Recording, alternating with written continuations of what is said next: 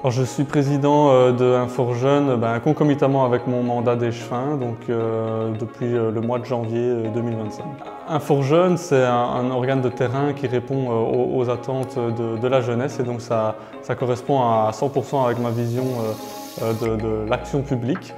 Je trouve que c'est très important que l'échevin de la jeunesse puisse aussi avoir une action conjointe avec l'ASBL Infor-Jeunes qui s'occupe des vrais besoins des jeunes, notamment en termes de logement, de mobilité, d'accès au travail, tout ce qui est lié à la société.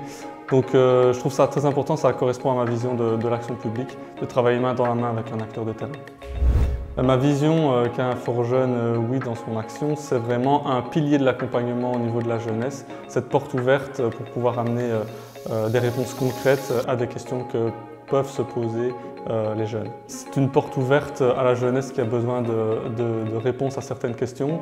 Je pense notamment à l'accès à l'emploi, à l'accès au logement, mais aussi toutes les questions liées à la société dans laquelle on évolue, avec la transmission des maladies sexuellement transmissibles. Il y a aussi cette volonté de travailler sur la fracture numérique, voire aussi protéger les jeunes face à des problèmes de harcèlement sur les réseaux sociaux.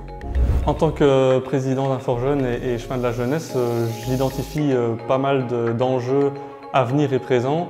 Il y a notamment la fracture numérique, il y a le cas des harcèlements sur les réseaux sociaux, il y a cet accès au logement, cet accès à l'emploi, la précarité étudiante, toutes ces choses qui peuvent avoir des réponses ici au sein d'Infor-Jeunes pour toute personne qui désirerait une action et une aide quelconque.